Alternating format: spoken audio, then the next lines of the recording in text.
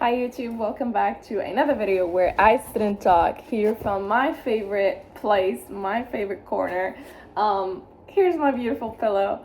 I actually like to sit here because it helps me, meditate somehow and talk deeper. I get to see the sky, the trees, and talk.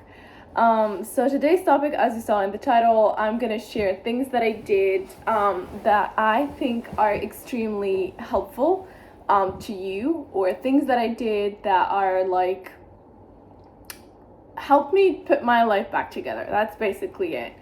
And that doesn't mean like I got it all figured out, but these are things that I feel help me a lot. So stay on this video and let's dive in. The first thing was understanding that my emotions are mine and I have to develop a tool to handle them by myself. And there's a quote that I read one time that I feel is serving all of us. Don't make a home for your emotions in another person's address, because when that person goes, you will no longer have address to your own emotions, if you get what I mean. So once we have like certain emotions in our lives and we have like our favorite person, we go there, we share things, and that person holds space for you, or she's kind of good, she holds space for you, and but at certain point, things happen, people change, and people have like different visions of life. So if those people are no longer in your life, then you no longer have address to your own emotions where you get to share. But if you make yourself, your own home, your own address, you learn the tool to deal with your emotion, then when sharing with other people, it becomes privilege. Like, okay, I'm sharing it, but when you do it, it's a VIP. When you do it by yourself, it's definitely a VIP. So that's the first thing that I've done. And honestly, I saw like a lot of changes. I start to not give reactions to things in my life simply because I honestly do it by myself and I don't do it with people. And sharing things with people becomes so unnecessary to me unless they are really, really part of my close circle and we're just sharing updates, or like we're catching up on things. So that's the first one. The second thing was actually prioritizing my needs, prioritizing my physical needs, my emotional needs, whatever I have. So it's like at certain point, I don't know how to say this in a way that would make sense, but growing up, I used to be a sick kid. So it's like, and everything that I was going through physically had a big relation with what I was going through emotionally. So the fact that I reach a point of like taking care of my physique and also my emotion, it led me into prioritizing them, putting it as number one, and instead of like going there, making sure that I'm having my daily supplements, taking my vitamins, eating healthy. That when I say eating healthy, I have a thing where I'm not gonna say balanced, but I'm 80% healthy, 20% I am, I probably get, a cookie, I'll probably get this, I probably get that. Some days I don't feel like doing this. But to just not promote the culture that I'm doing it all, it's just, an idea of like, this is what I'm doing recently and this is what led me to. So it's like, and then I go to the gym, and I like to stay fit. I like to stay active. I like to keep nurturing myself, all of these things.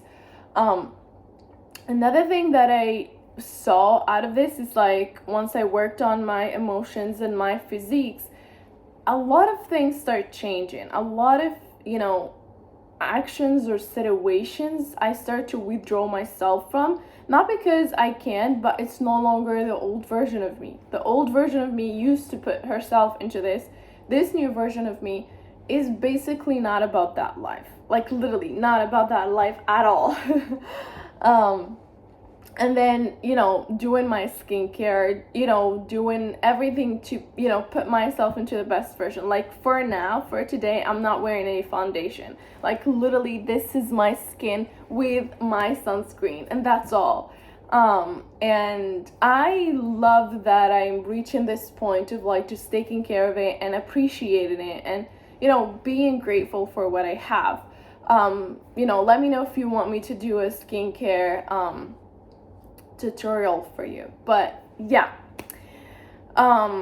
what is it the third thing? Yeah, the third thing is like being or holding myself accountable to what I say I'm gonna do.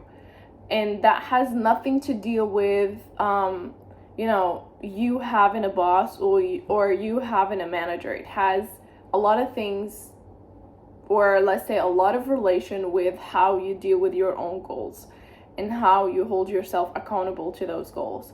And I feel like the more I grow, the more I get to see why prioritizing myself or prioritizing my own goals are really, really important than anything else in this world.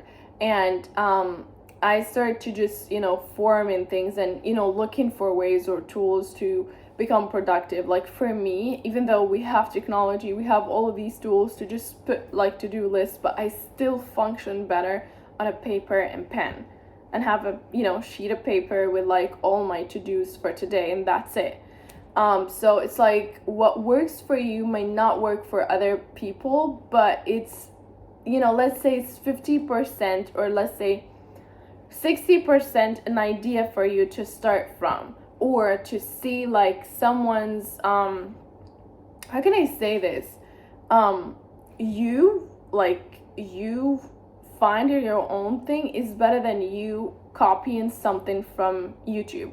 Or take YouTube videos or I'm losing track of how I wanted to say it. Take YouTube videos as a way to see a perspective and look for it within you, because each one of us is unique when it comes up to the way we operate, the way we think, the way we want to do things. Like for some people, waking up at 4 a.m. in the morning, going for a run, doing this, doing that is productive to them. If I do this, I will not function. I have my own schedule. I have my own timing to do all of these things. So it's like I see these things. I like what they're doing. I can run, but I can run around like 6 p.m.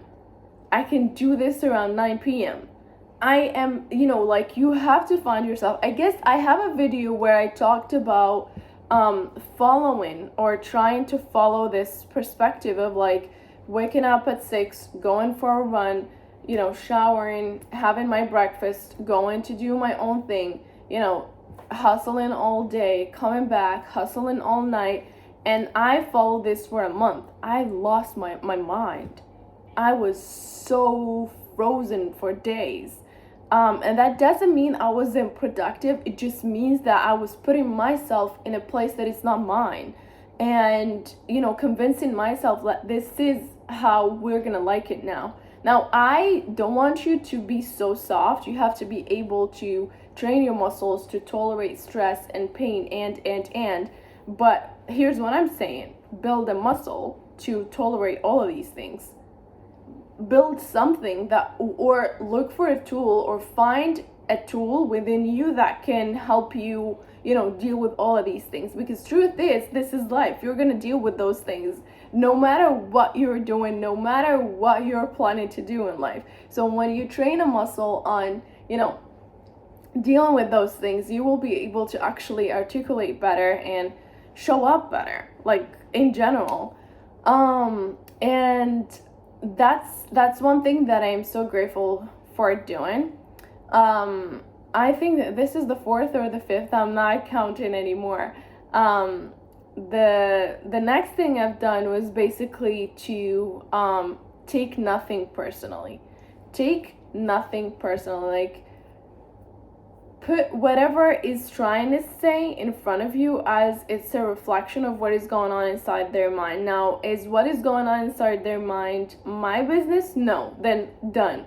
You don't have to take things personally.